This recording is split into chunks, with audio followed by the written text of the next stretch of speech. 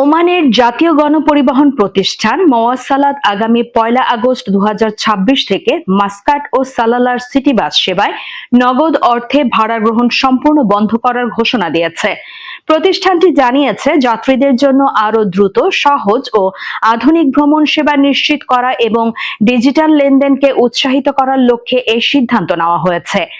নতুন নিয়ম অনুযায়ী বাসের ভাড়া পরিশোধের ক্ষেত্রে শুধুমাত্র অনুমোদিত ইলেকট্রনিক পেমেন্ট পদ্ধতি ব্যবহার করা যাবে, ফলে নগদ অর্থ দিয়ে আর কোনো টিকিট কাটা যাবে না।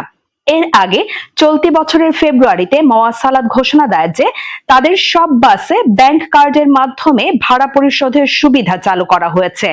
ডিজিটাল পেমেন্ট ব্যবস্থা চালুর ফলে যাত্রীদের খুচরা টাকা বহনের ঝামেলা কমবে, বাসের যাত্রা বিরতি ও বিলম্ব হ্রাস পাবে এবং যাত্রী ও চালক উভয়ের জন্য ভ্রমণ আরো স্বাচ্ছন্দ্যপূর্ণ ও কার্যকর হবে বলে মনে করছে প্রতিষ্ঠানটি।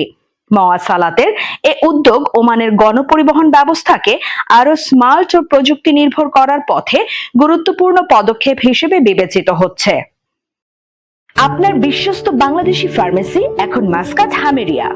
ডাক্তারের প্রেসক্রিপশন মেডিসিন থেকে শুরু করে সকল ধরনের ওষুধ এখন সহজেই পাবেন এক ছাদের নিচে।